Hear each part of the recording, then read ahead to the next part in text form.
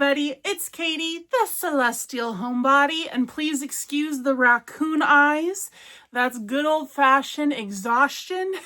For me, currently, it is the day before my Renaissance Festival market. You are not seeing this until a few days from now, in which case I will have just finished the Renaissance Festival. So this is kind of confusing, some sort of time warp shenanigans. I just filmed a This Week's Makes video like 4 days ago, so I don't have that much to show you guys today, but I was busy this week doing some last-minute market prep, so I do have some things to show you, including a new doll, which you already saw in the thumbnail, so spoiler alert, by the way, but I have a lot of little things, and they don't really make for good thumbnails, so I thought that I would put the doll on the thumbnail, so you already know what it is. But I spent pretty much all of my crochet time this week making some more adoptable creatures for my little adoptive mythical creature station. So let's start with the one and only Nessie Dragon. So if you saw last week's video, I talked about how I got those little carry cases. I put my logo on them. I'm going to be including them with the adoptable mythical creatures. And on the sign, I put the critters that you could adopt are a unicorn, Pegasus, dragon, and sea monster. And unfortunately, I only got around to making 2 sea monsters. I figured that they would probably be the least popular out of all of those things. I could be proven wrong, we'll see. So I already had one little Nessie sea monster, and this week I made another one, and look at how cute he is. So this is Sweet Snuggles. I don't know the shade name, but it's one of their variegated yarns. Let's see, I have it right here. So it looks like this on the skein, and I thought that it was so cool when I saw this at Michael's. I was like, that would be a perfect snake because of all those little ringlets. But worked up, you can't really see those little stripes in it, which is okay. It looks more spotty. But I thought that this with the teal and the blue would be perfect for the sea monster. So my other Nessie that I have is only about half this size, and it's because I used the Parfait Chunky on it. So it came out a lot smaller. I made this one, and then I was like, I think that this is too big to be included in the whole adopt a creature thing, because number one, it needs to fit in the box, which the Nessies do because they have the long necks. I can stick their little necks out of the box, which is good, but I don't want it to feel like one plushie is higher value than the others when they're all the same price. Does that make sense? So like my Nyx dragons, I'll show you one right here.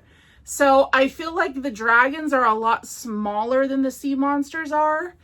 I don't know, maybe it's all in my head. I mean, holding them next to each other, they're not that different in size, I guess. Okay, their bodies are pretty much the same size. Maybe I was overthinking it. I don't know. I made this late the other night, and once I finished it, I was like, I think it's too big. These also take me a while. The sea monsters are by far the most work out of all of my adoptable creatures because this is not a mindless pattern. I mean, the flippers are easy. These are just like how you do the sea turtle flippers, you know, but all of the increases and decreases in the neck and the body and the tail, it is not something that you can just do like my loaf unicorns, for example, where it's just like 6 rounds of single crochet so you can zone out and watch TV or YouTube or whatever while you're crocheting. These you have to pay attention to, which if you know me, you know that I do not like to count stitches. I don't like to pay attention while I'm crocheting. I just go on a hope and a prayer that it turns out correctly. And lucky for me, this one did turn out correctly. And I absolutely love this yarn on this little guy. So we'll have to see. I'm like wiggling him around. He's like a magic wand. But we're gonna have to see if the sea monsters sell just as well as all of the other creatures. I have a feeling they're not going to, which is sad for me because me personally, if I saw this station at another crocheter's booth, I would be purchasing a sea monster because I love Scotland. I love Nessie. Yes, I have a personal relationship with Nessie. I think we're both redheads. You can't prove me wrong. Have you seen Nessie? That's what I thought. So I did the one sea monster. Then in terms of adoptable mythical creatures, I also did a bunch of Nyx the Dragons. If you have not seen my other prep videos leading up to this one, I will just let you know that this is my pattern. It is available on my Etsy. I will link it in the description box. This is, I know I'm biased. I am well aware that I'm biased, but this is the easiest, best, quickest market make dragon that I have tried, and I think that it looks the best and comes out the best size. I have tried both paid and free little dragon patterns, and none of them I liked. Either the faces I didn't like the shape of, or they were too small, or they were too big, or they took too long, or like the body was weird. It was like mama bear, papa bear, baby bear situation, and I think that I made the perfect baby bear dragon. So this is Nyx, and on this one, this is one of my favorites. You guys, every time I make a dragon, I'm wiggling him around too. I am being very ferocious with my plushies today, but it kind of looks like he's flying, you know? That's cute, actually. Anyways, every time I make a dragon with whatever color combo I choose out of my many color options, I look at it and go, this is my favorite. And then I make another one and I go, what? This is my favorite. And then I make another one and I'm like, nope, this one takes the cake. This is my favorite. So that kind of happened this week with all of these dragons that I made. And by the way, side note, thank you to everybody who has purchased this pattern, but a extra special thank you to those of you who have left a review with like photos and video of your little Nyx dragons. It means the world to me. It is so validating because when I made up this pattern, I told you guys, I was like, I don't know if anybody's going to want that. There's a million dragon patterns out there. Is there even a market for this? And I guess that there is, because the patterns have been doing so well, and all of the 5-star reviews that y'all have been leaving me just is so sweet. And seeing the color combos that you guys choose, chef kiss. I love the creativity and the community. That's what's great about these guys, is they're great scrap busters because they don't take much material at all. You can do a ton of different color combos with the wings and the body and the horns, and they're quick. Y'all are saying that it is like the best dragon pattern that you guys have ever tried. Market make wise, obviously there's like the big dragons, but in terms of little quick things for markets, you guys have been saying that they're perfect. So thank you so, so much from the bottom of my heart for supporting this pattern.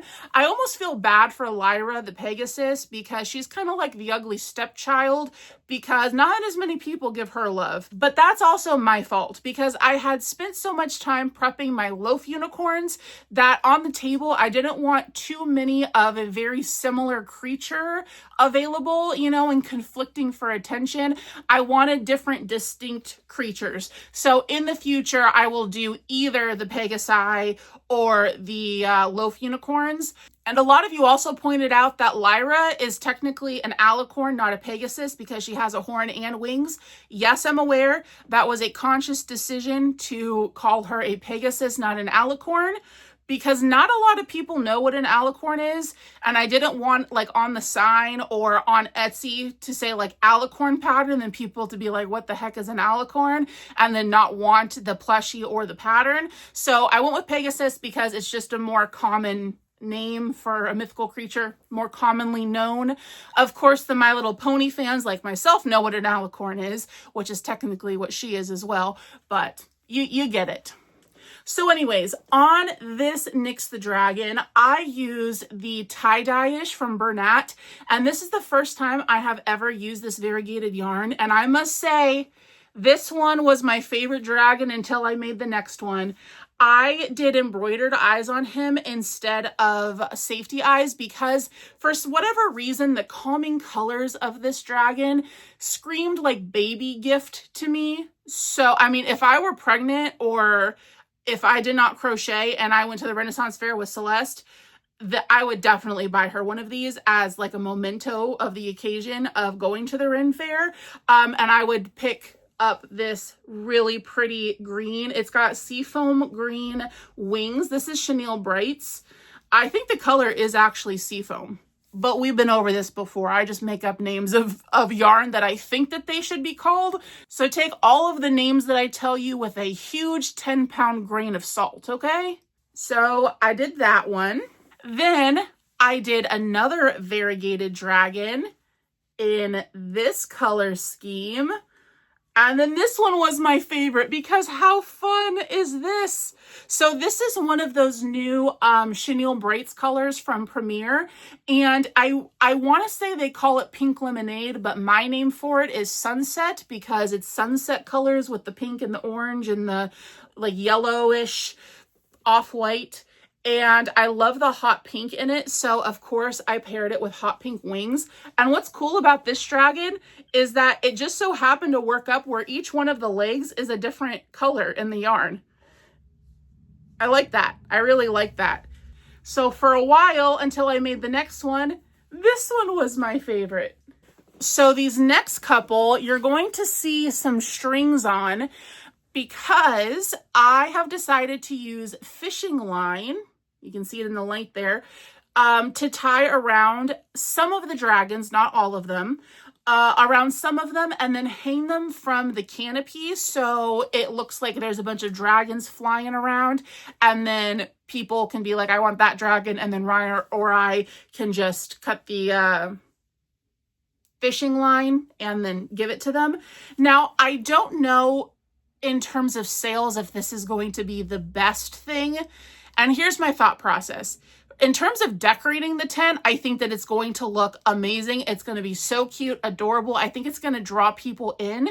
However, if I learned anything from the keychain and the car swing situation, I have found that when they are not displayed hanging up, rather they're in like a little tub or bucket, they tend to sell better.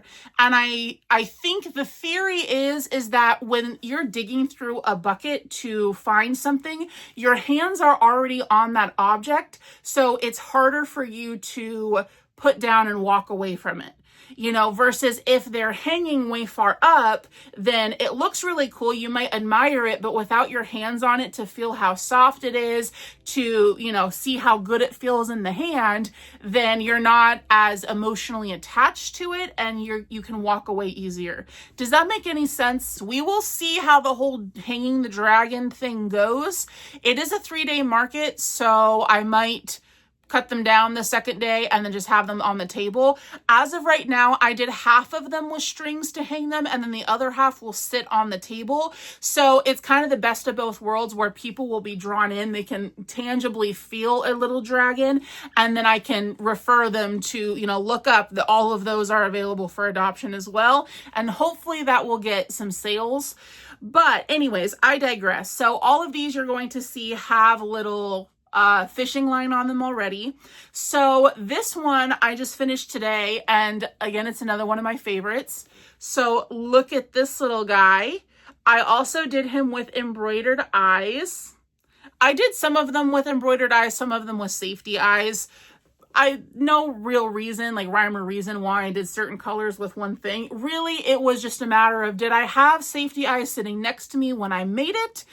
Because if I didn't, then embroidery it was. And if I did have safety eyes there, then I went ahead and put the safety eyes in.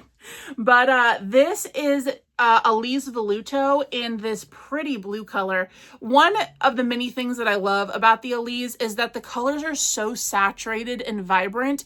And I thought that it just looked so cool with this rainbow chenille from Amazon. I will link this for you as well. I've talked about it before. I also use this on Lyra the Pegasus and my Loaf Unicorn for their hair because they're, you know, unicorns. They need to have rainbow hair, of course. So this is so pleasurable to work with. So pleasant. Why do I always say so pleasurable? That sounds wrong. So pleasant to work with. I mean both of those things, pleasurable and pleasant to work with. This chenille feels a lot like the Juicy Couture, but it's a little bit cheaper. It is not the cheapest chenille for sure, but I use it for accents on things, and I just love the way that it looks. It's so soft. It's buttery smooth to crochet with. And then I also did the rainbow for his horns, And honestly, I could have done a whole line of the rainbow dragons with the rainbow wings and horns and then their bodies and all the colors of the rainbow and then lined them up and, you know, did that whole aesthetic thing. Sorry about Jovi. The wind's gonna blow them and then they're just going to ever so slightly sway in the breeze. So I did another variegated one, and what spurred this dragon is I have Bernat dappled in like this electric yellow color, and I have not used this yarn for anything, and it's in a cake instead of like a skein ball like all my other yarns, so it doesn't store well in my storage system. So I've had it sitting underneath my desk and I just want to use it to get rid of it, but it's a very fun, vibrant color, so I wanted to use it on a dragon. So I did, and I paired it with another new Chenille Brights color called Springtime. So this is what this one looks like, and I think that this one is very cool because the way that the variegatedness in this Chenille Brights worked up, it looks like tie-dye. Doesn't that kind of look like tie-dye wings? And for whatever reason, this Nyx the Dragon came out like a lot bigger. I think that this is just thicker yarn because it is Bernat Blanket, not Bernat Baby or the Elise Voluto or the Sweet Snuggles that I use for all of my other dragons. So if you use regular Bernat, this is about how big your dragon's going to come out. And I think that that is a great size for like a 35-minute make, because I'm planning on selling mine for $25. So $25 for 30 minutes plus the cost of materials. And I don't at all feel guilty about charging that because of how big this is, you know, so I'm very pleased with the size of this guy. And I also gave his spikes that variegated as well. And these colors just go so well together. Isn't that a fun neon dappled color? He kind of looks like buttered popcorn. Like he's giving me like Jelly Belly, buttered popcorn, jelly bean vibes. It's not this vibrant, but it has just ever so slightly a tiny bit of darks and lights in there. But of course I gave him the safety eyes. Some of them I tied just around the neck, some I tied just around the belly, and then some I tied like diagonally so that they hang more straight. But I wanted some of them, if they're hung by the neck, to kind of look like they're flying upwards, by the belly to look like they're flying downwards, and then diagonally tied to hang straight. So they're all kind of at different angles, looking like they're just flocking around. What do you call a bunch of flying dragons? Is there a name for that? I learned that a herd of unicorns is called a blessing, which is precious. What do you call a flock of dragons? But anywho, there's that guy. I also did this baddie. Look at this guy. So I used Elise Voluto black and red on him, and I gave him just embroidered red eyes. By the way, when I embroider my eyes, typically I just do a line. Unless it is a more overall detailed plushie, then I'll like go back and forth and do the little whites and everything. But I really just do a line most of the time. It gets the point across that it's an eye and people don't seem to mind about it. So this is one that I tied just around the neck so that when he hangs, he looks like he's like flying upwards, you know, and he's just very cool. I was contemplating putting white safety eyes on him because I have this pack of white eyes. The smallest that comes in here is a 12 millimeter though, and normally on my Nyx Dragons I do a 10 millimeter. I mean 12 looks good too. I prefer the smaller, more beady eyes, but I was debating on whether or not I wanted to do a white pupil, but I ended up going with the red, mostly because I didn't have these sitting next to me at the time and I was too lazy to get up. So there's the black and red. He's very, very cool. I think he's going to be one of the first to go, honestly. And then the last Nyx Dragon that I did is this purple and green. And actually, Celeste, my 6-month-old baby, picked these out, the colors out. I laid a bunch of colors out on the ground, and she's not crawling yet. She's definitely like getting up on her knees, but she sits up like a pro, and she definitely leans forwards and like grabs things that interest her. So I sat her down and I laid out a bunch of colors, and she's a purple girl. I'm telling you guys, every time I have yarn in front of her, she will always pick the purple. Anytime we have multiple colors of anything like at a store and I have her like choose one, she always goes for the purple. So I think purple's her favorite color. Maybe I'm just projecting that on her, but I don't know. I'm seeing a trend here. So she picked purple. So for her, I did the whole body in the purple. And then for the accent color, she chose this sparkly lime green. And I must say, my daughter has a very good eye for color, just like her mama does, because these look cool. It's not even, like, this is so neon green that, like, the lights aren't even picking up the color correctly. But this is Burnout Baby. I want to say it's called Limeade, but we talked about it.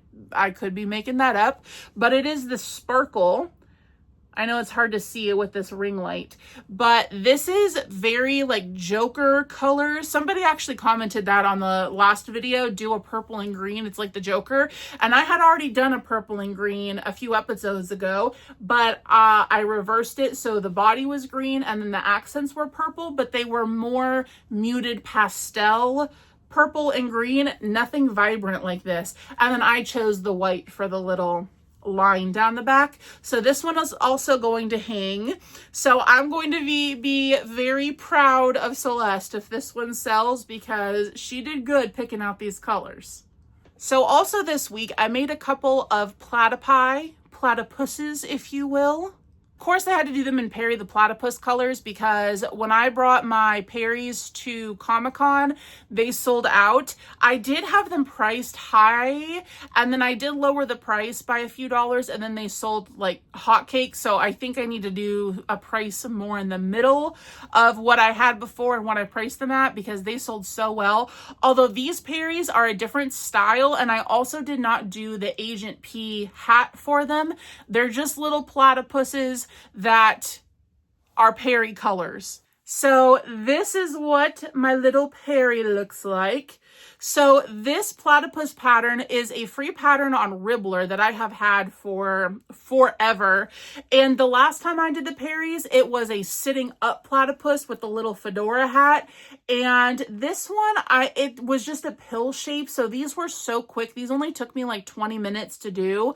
And I think that they come out a pretty good size, that I can get a good price out of these. And I feel like Perry the Platypus is all of the rage right now. I think that they're rebooting Phineas and Ferb, which, if that is true, I just heard that somewhere. I haven't fact checked.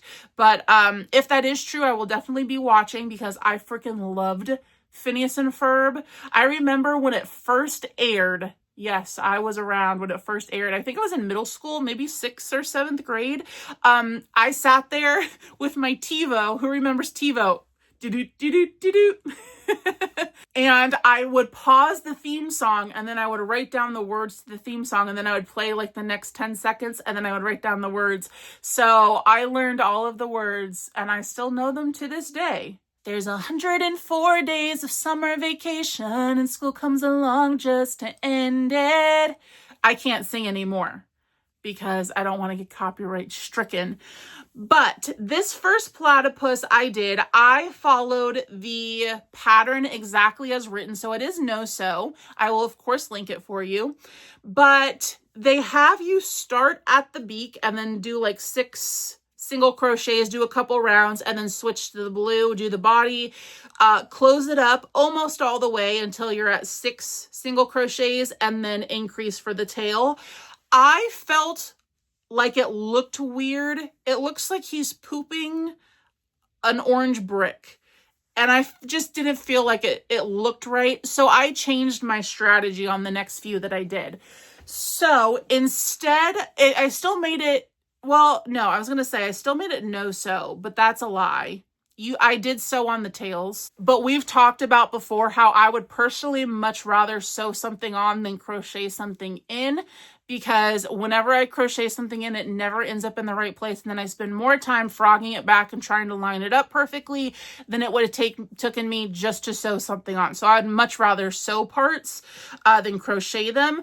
But what I did was I made the beak first, and then on an increase round, I crocheted the beak in, and that was easy to do because I didn't have to line it up with anything since the feet or like nothing else was done yet. I could put it wherever I wanted it to go. So I crocheted in the beak, and then I just lined up the bobble stitches with the beak, and that wasn't hard to do. Everything else for the body, I did the exact same, but for the tail, I just crocheted it separately and then sewed it on at the end. So I just feel like that looks better to me than this one does.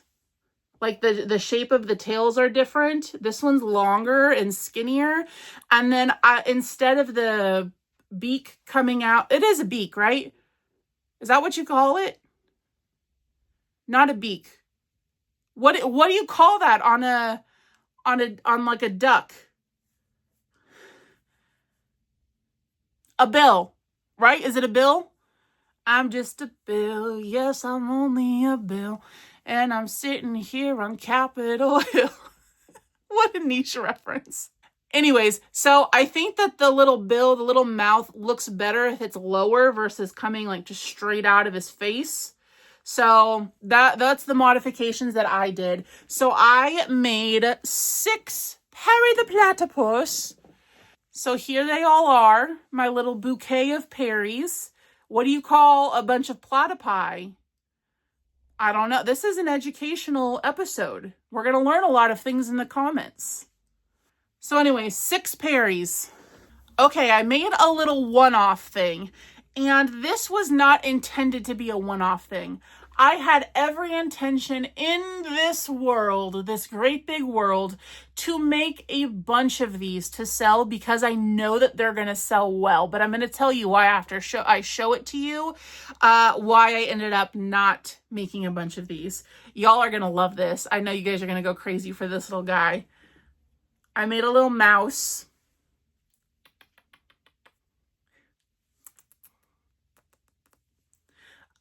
Look at his booty. So, you guys, this is the same problem that I had when I did my Remy up there. Do you see him with the little chef hat, his little pink feet? So this yarn I got a long time ago. You might even remember the vlog that I got this yarn. We were shopping at Joann's before all of like the closing shenanigans happened. And this is Karen Cake's Colorama, and I thought that it was perfect to use to make little mice and rats because it is color phasing. So the inside is like dark gray and then it fades to white, and I figured that it would be perfect to use because some mice are gray, you know, some are white. I could get multiple rats out of that one skein and not have to get different colors to do like the whole rainbow of mice, if you will. I keep using mice and rats interchangeably, but you get what I mean. So I went to make this guy, and this was months ago. I went to make this guy a rat, and I was like, this is turning out way too small because this Colorama is very, very thin. I'm sitting very far back in my chair. Sorry. I was getting real lackadaisy with you guys. We were just chilling like villains here. Okay, anyways, this yarn is very thin. I don't know what weight it's classified at, but I would say 4 maximum, which is a lot smaller than what I'm used to working with all the plushy stuff. So I was using a 5mm hook, and I was like, this is going to come out so small. My hands already started cramping from holding that really thin yarn and doing the little hook. And with the mice and rats, you have to start in a 4 crochet round and do a couple of those, you know, to get their little pointy noses like I have. And I was like not having it. So I went to the store and I bought a second one of these Karen Cakes Coloramas. And I waited weeks, and then I don't know how many episodes ago, maybe 4 episodes ago, I showed you guys a little mouse that I made by doubling up those 2 Caron color Ramas. They're the same exact skein, so there wasn't any like variation in the color at all. It was just to give it some extra bulk and turn it from like a 3 weight to like a 5 or 6 weight. So that did work, but I told you guys that I had not found any mice or rat patterns that I think were quick enough to be worth my time for how big they came out to be, because all of them that I've tried have taken like an hour, and with how little this is, I pay myself $20 an hour to crochet things, and I don't normally take out the cost of goods. Like that $20 is labor as well as covering the cost of yarn and stuff, because yarn buying is also my hobby, so I don't really like take that out of my profits, if that makes sense. We're not going to get into my pricing and all of that right now. That's for a different video. But anyways, I felt like for the size of this, for how long it took me, $20 was too much for this. Plus, this is more expensive yarn, which again, I don't take that out of. I just kind of have it in the back of my mind that if I'm using more expensive yarn, I might tack $1 or $2 onto it. Just because of that specialty yarn, if it's like fur or this fuzzy stuff like this. So I found this little rat pattern on Ribbler as well. Is this on Ribbler? Might have been Instagram. I don't know. It was free. I will link it for you. I'll find it again and link it. And I love, actually, no, it wasn't. No, it wasn't. I paid for this on Etsy. I did pay for it on Etsy. I was going to do a free one, and then I decided that I didn't like the shape of it as much as this one. I think it was only like $1.50 or $2, but I'll link it for you. It's available on Etsy. So it was not the hardest thing to crochet, but it still took me too long for what it is. And I did not like working with this yarn at all. It is very, very stretchy. Like this is perfect yarn for making like shawls and things, which I think is what it's intended for. But for amigurumi, it is not great because it's so slippery and so stretchy that like when you stuff it, the stitches stretch and you get holes and stuff. So I had to stuff him very, very lightly. This is double stranded, keep in mind, with a 6.5 millimeter hook, and it's still itty bitty. The pattern itself was good though. Again, love the shape. It is no-sew, although I did not have any pink yarn sitting next to me at the time, and I was nap trapped with the baby. So I went back later and added the ears and the tail. I also changed the way that the tail was done, similar to the way that the Perry's tail is done. They had you close up to 6 single crochets and then crochet out from there and then taper down to do the tail. But that was going to be extra time that I did not want to take on this. So I just chained and then I slip stitched a few and then I single crocheted all the way up and then slip stitched back into the body. And that's how I got my little dingly tail here. And then I just embroidered the nose instead of starting the rat in the pink. So I think that rats are going to sell so well. I think that these are going to be like the first things to go. My little mouse that I made a few weeks ago and this little rat, they're going to go quickly. I don't know what I'm going to price them yet for.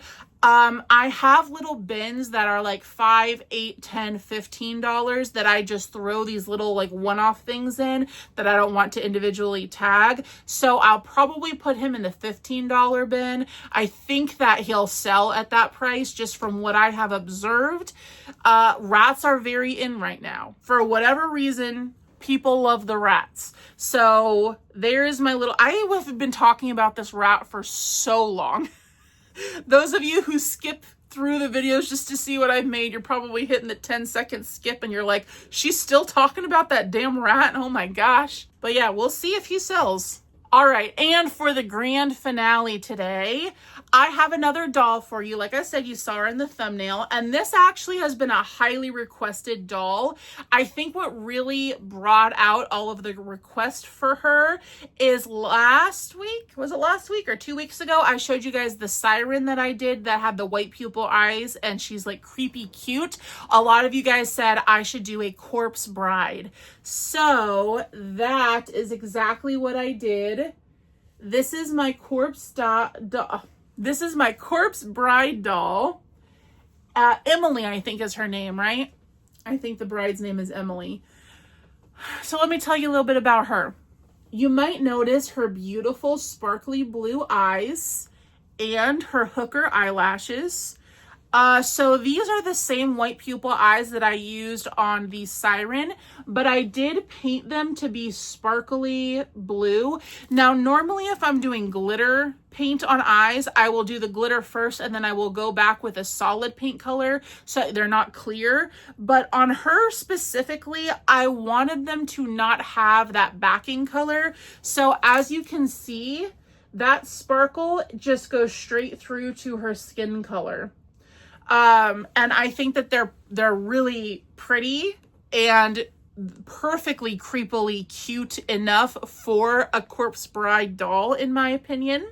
So her eyelashes, you might have noticed, I need to get her eyelash girl's number because I would love to have lashes like these. As you can see with my gingerness, my eyelashes are pretty non-existent. They are pretty long, but they're just so light and fair that you can't see anything that's going on. But anyways, Ryan was out and about running errands, and I texted him and said, hey, if you're near a Dollar Tree, can you run in and grab me some fake eyelashes for my corpse bride doll? And so he came home and he comes up and hands me the little thing of the eyelashes and he goes, I got you the sluttiest ones I could find. And I was like, thank you, perfect. So these were the biggest ones that they had available at the Dollar Tree. And I would totally wear those for a special occasion. I didn't realize that the Dollar Tree had such like good eyelashes. These are pretty good quality too, I would say. They're definitely plastic.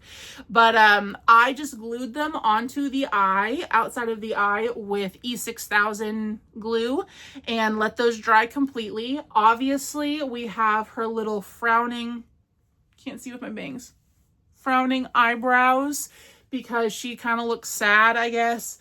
And then you might have also noticed how she has blush, of course, because it's me, so I had to add blush to her. But how her eyes, like underneath, she has the eye bag, similar to me right now.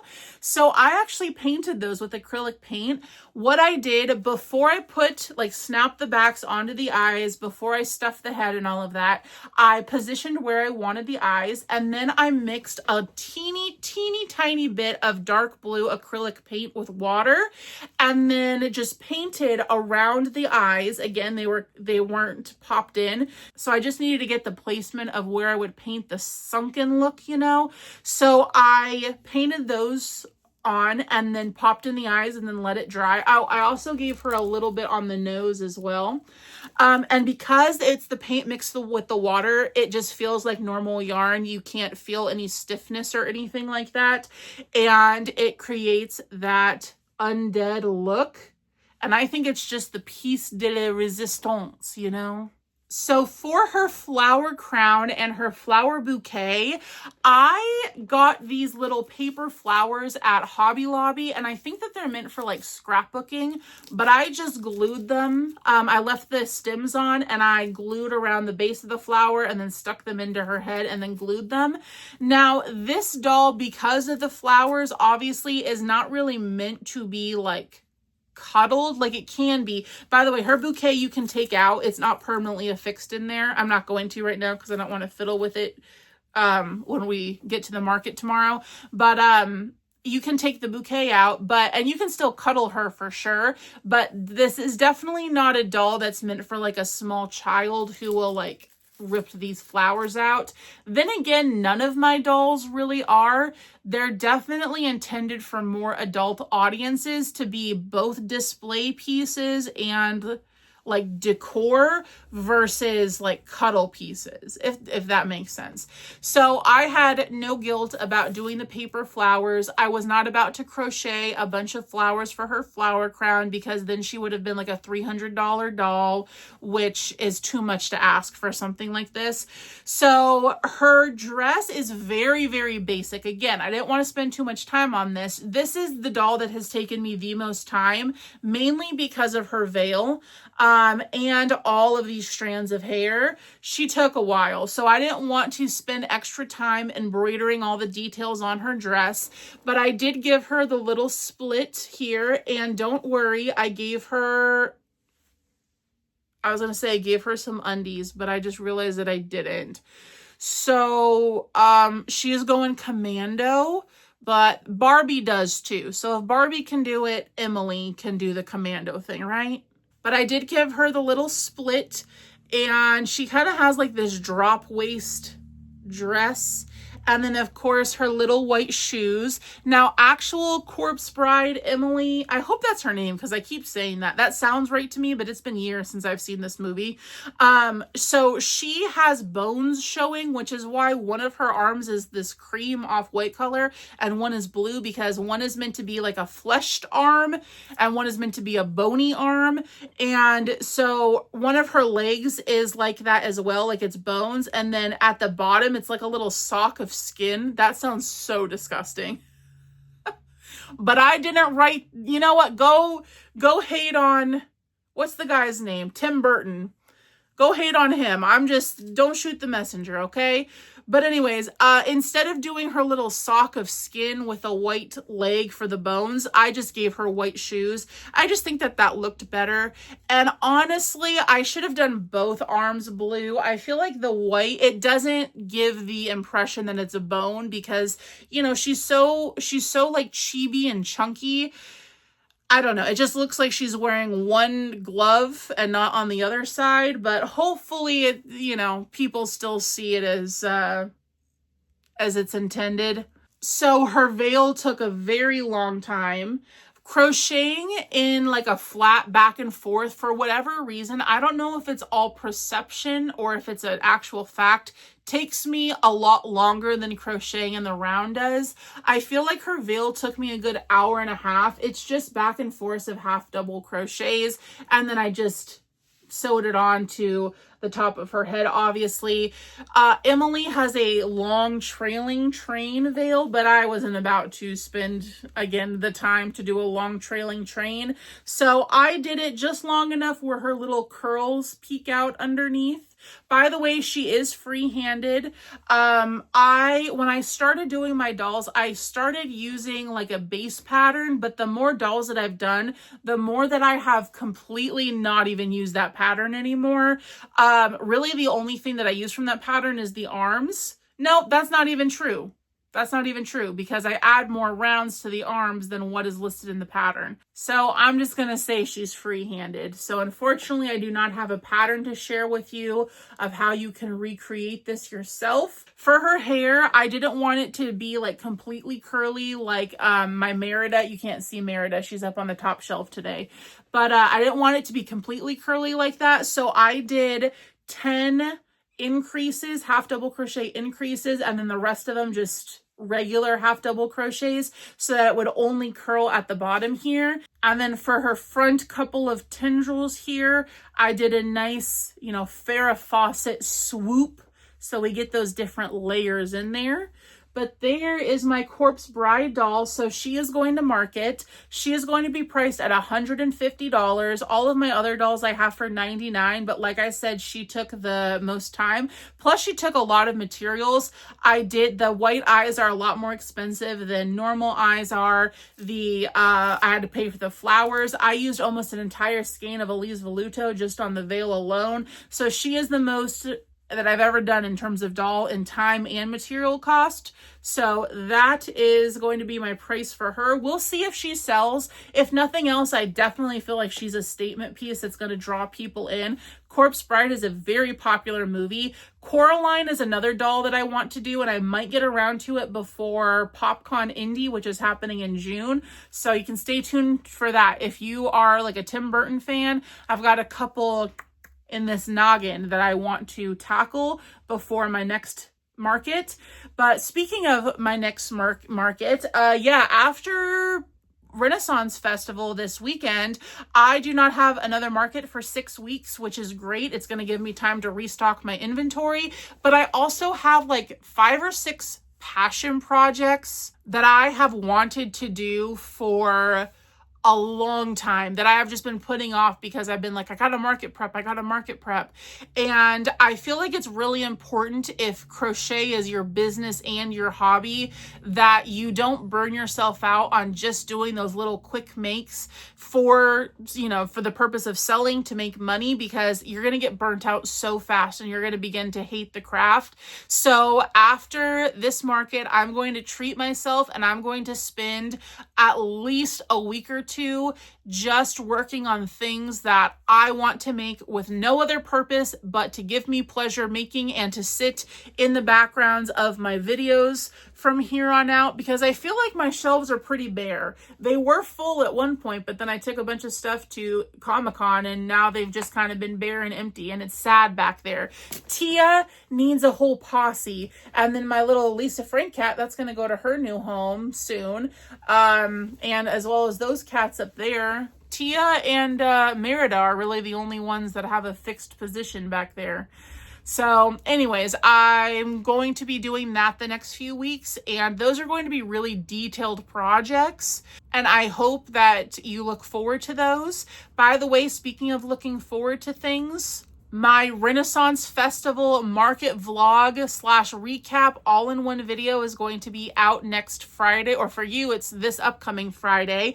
However, if you are a member, you get early access to all of my videos. So the second I upload it, I normally set it to schedule to premiere on a certain day at a certain time. But if you're a member, you will get notified as soon as I post it. I might even have it up as early as like Wednesday, and then you get an extra few days of just you and the other members watching the video, commenting with me, interacting with me, and then everybody else gets to see it on Friday. So if you're interested in becoming a member and joining the Cosmic Couch Club, there is a link in the description box below. By the way, endless thanks to our members of the channel. You keep this little galaxy spinning. Thank you so much for all of your support. That is all I have for you today. I talked a lot more than I was originally intending to talk, but I think that I'm kind of overcompensating, knowing that I didn't have a lot to show you this week. So I'm just jabbering, but you guys seem to like it when I just jabber. So I need to go get the car packed for tomorrow. I got to wake up at 6 o'clock in the morning tomorrow, which I'm not looking forward to. But tomorrow's day one of Renaissance Festival, and I got to take a shower and then edit this video so that it's ready to go up for Monday. So with that, I will say adieu. Thank you all so much for hanging out with me today and for watching, and I will see you on the next one. Bye-bye.